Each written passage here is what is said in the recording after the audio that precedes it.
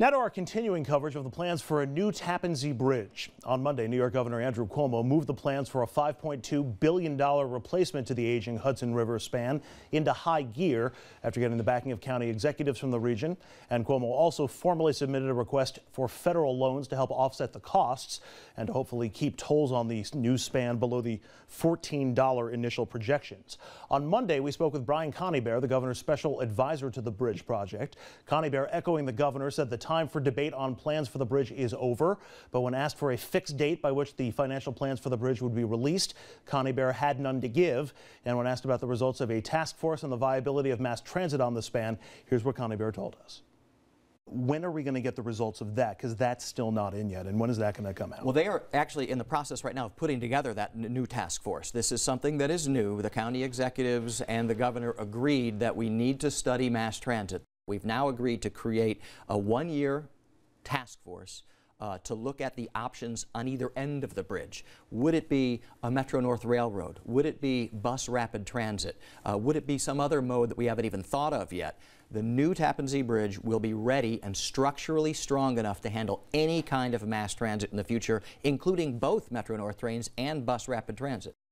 Now, those last two questions came from Riverkeeper, a group that bills itself as New York's clean water advocate. The president of that organization, Paul Gallet, joins us now to share some of Riverkeeper's questions and objections to the project. Paul, thanks for joining us. Andrew, pleasure to be here. Let's start with those last two questions that your group had given us about it. No fixed financial plan and a brand new task force on mass transit. We should find that out in about a year. You're not happy with those answers? You know, until they answer the question of how are they going to pay for this bridge and how are we going to be sure that we get mass transit on this bridge, there's no bridge. There's no project. You know, there was a great photo op, first vote on Monday morning. It's sort of like taking the victory lap before you run the race. You need the details to know whether you have a project, and we don't have those details. What's your concern on the cost, that it's going to wind up being more than $5.2 billion? It's a question of how the cost translates to the drivers who cross this bridge. Are their tolls going to triple? Are they going to go over to the Bear Mountain Bridge or the Newburgh-Beacon Bridge or down to the GW Bridge? What effect is that going to have on quality of life in those communities, on air pollution? These are questions that everybody wants answers to. And you know, the Thruway Authority chairman promised them in an interview in May. He said, I'm going to give you a hard target for the financing plan of August. Well, that promise is about to go up in smoke. We're at the end of August, and Brian is now saying that they can't give us a date for the financing plan. I think that means that there may not be a solid financing plan. There are obviously timing concerns with this bridge. The bridge certainly isn't getting any younger. It's certainly not getting any easier to drive over.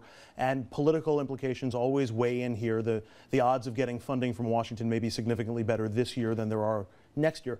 You really don't think those two questions can be addressed at a later point, and at least just to get the process started?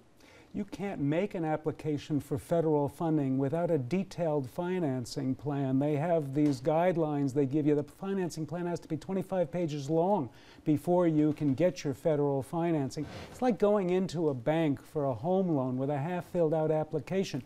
You know, you rush it, it's not going to work. Okay, and the same thing with mass transit as well. I mean, Brian Conybeare told us that the bridge will certainly be ready for buses and for high-volume buses for transit purposes.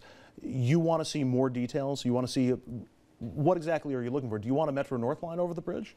No, actually, I think bus rapid transit's a much better idea given the ridership potential. You know, we're going to have 44,000 more cars on the I-287 corridor over the next couple of decades. That's a 33% increase in traffic. Anybody who tells you the new bridge is going to solve our congestion problems doesn't understand traffic congestion. It's what happens on either side of the bridge on 287. You know, there's a state study that says 50,000 drivers would get out of their cars if they had reliable mass transit options. That's why all the politicians who are now lining up to stand with the governor, back when this plan was announced, back in November of 2011, they said a transitless I-287 corridor is a recipe for gridlock. Same thing the state said in 2009. They said you cannot just fix the congestion problem by building a new bridge. You need to deal with 287 at the same time. So what do you think has changed in the environment surrounding this bridge? Why is all of a sudden are so many objections from so many county level leaders all of a sudden disappearing? Well, I think they want something to happen. But we're going to be paying for this bridge for a long time. And we're going to be dealing with the congestion problems that are going to come if we don't deal with the additional ridership that's coming over this bridge. So we only have this one chance to get it right. You've got to solve the problem of mass transit now, or you may never solve it. The speed with which this seems to have moved into the fast lane, to use a driving metaphor, caught me a little bit off guard because it was nothing happening, nothing happening, nothing happening, done deal. Or at least that's the implication from the governor's office. Are you satisfied with their approach to all this, or do you think they're rushing it and trying to sort of ram it through? No, this is not the way to do it. They're throwing the baby out with the bathwater. They say they don't want to waste time. Well, not only are they moving so quickly that they're not getting the plan right, no financing plan, no mass transit plan, no plan to deal with the endangered species problem. They have a huge problem with complying with the Endangered Species Act in the river.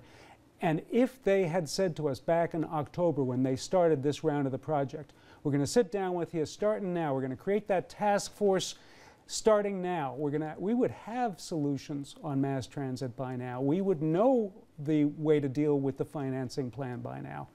But the fact that the state has just gone forward willy-nilly like this means that, you know, they're almost going off so far in the wrong direction, they're not going to get back. I hear what you're saying, and I hear the concerns, and as a good government advocate, of course, I want the government to try to take every step that it can to hear from the public and to be as methodical and as thoughtful as possible. I think there's a lot of people who may have a concern that if you don't get this thing going now, it may never happen. And I don't think anybody feels safe thinking about 10 more years of the current Tappan Zee Bridge. Are you at all concerned, and how would you respond to people who say, boy, we got to get something going, or this thing may never happen at all? Let's talk about safety for a minute. This bridge is structurally safe. Every state official has said this bridge is structurally safe. They say that the safety problem comes because of congestion.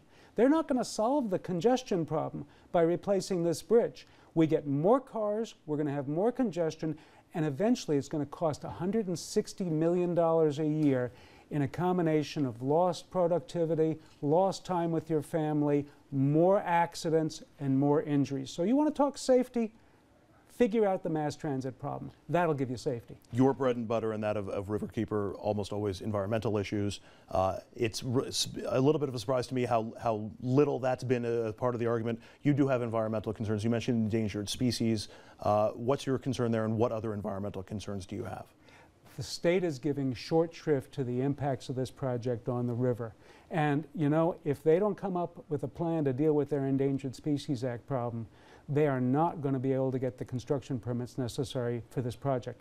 They had a hearing scheduled on August 14th to deal with the problem of how to satisfy the Endangered Species Act.